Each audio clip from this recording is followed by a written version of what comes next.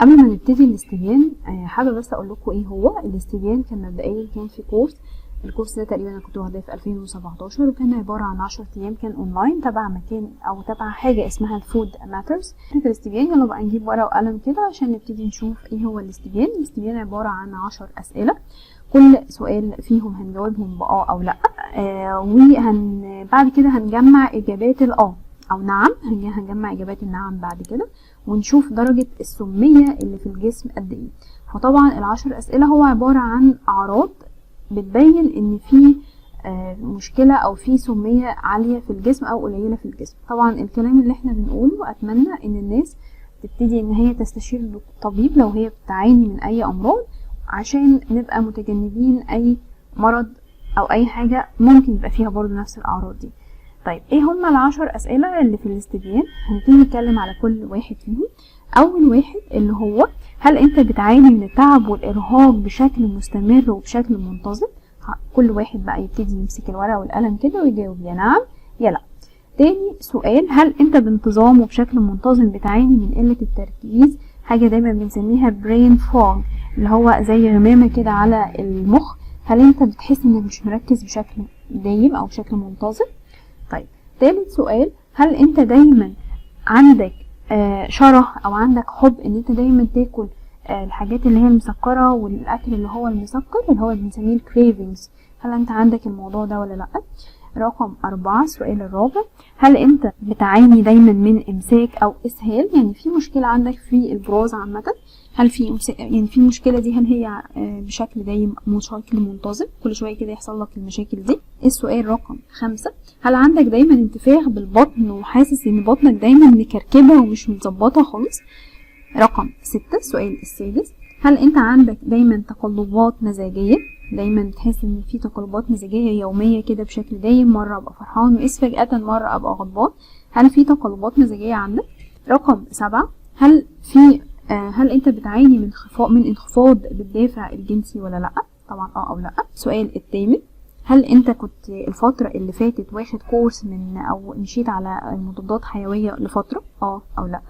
السؤال رقم 9، هل انت دايما بتعاني من صداع بشكل مستمر وبدون سبب وانت مش عارف سبب؟ وطبعا شفت ممكن يبقى هل في عرض، يعني هل في سبب للموضوع ده ولا لا، لكن لقيت ان الموضوع برضو بشكل مستمر وبدون سبب. السؤال العاشر، هل انت دايما بتاكل بانتظام الأطعمة المصنعة والأطعمة المقلية او السريعة اللي هو بنسميها الأطعمة طبعا والاكل اللي من بره والكلام ده اللي هو الجانك فود؟ هل انت دايما بتاكل الحاجات دي ولا لا؟ طبعا هنا بيقولك it's okay ان انت to be honest to yourself، ان انت طبعا يعني خليك صادق كده مع نفسك وعادي مش مشكلة يا نعم يا لا. طيب خلصنا الورقة والقلم، كل واحد فينا نبدأ نعد كده النعم، ما نعدش لا، نعد بس النعم ونشوف خدنا نعم كام 1 من 10. اوكي، نبتدي بقى بعد كده نشوف درجة السمية في الجسم ونشوف درجات اللي هي من 1 ل10 تعني ايه.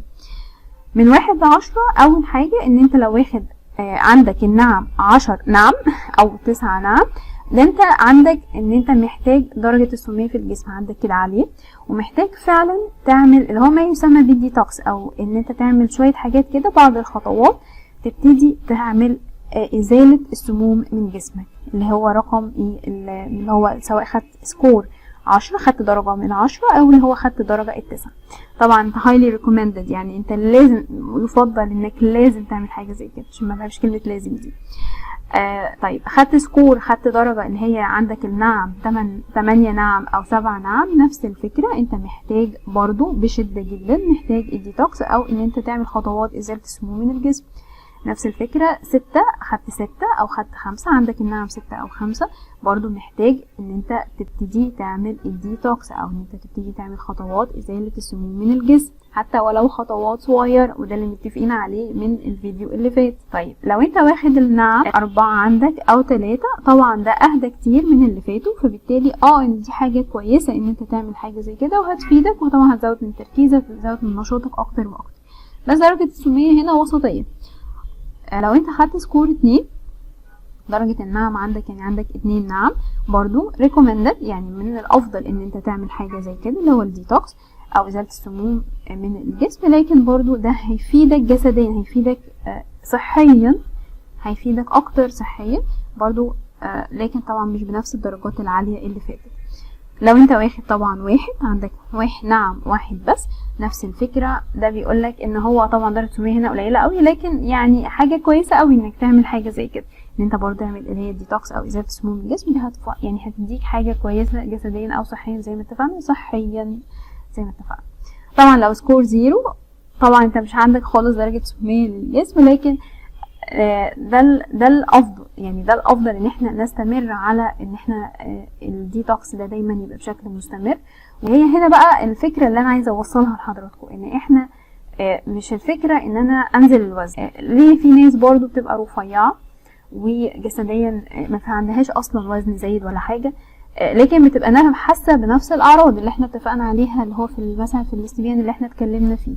فهي الفكرة ان انا عايزة اعافي جسمي جسديا، عايز احس ان انا طاقتي كويسة، تركيزي كويس، نشاطي كويس، اقدر ان انا افكر. يعني ده الجزء الكبير اللي انا اتعلمته في الكورس. هو الفكرة مش ان انا انزل في الوزن، الفكرة ان انا ابقى كويس صحيا، ابقى متعافي جسديا. فهو دي الفكرة اللي انا حابة ان احنا نوصلها. التعافي الجسدي هو الفكرة، مش ان انا اخسر الوزن حتى لو انا جسمي كويس، لكن وما برضو مش واخد بالي من الاكل وفكرته اللي احنا اتفقنا عليها في الفيديو اللي فات. ساعتها حقيقي احنا خسرانين كتير، واحنا مش حاسين بفايدة الصحة الحقيقية اللي احنا المفروض نحسها. اشوفكم ان شاء الله الفيديو اللي جاي، ونتقابل باذن الله على خير. باي باي.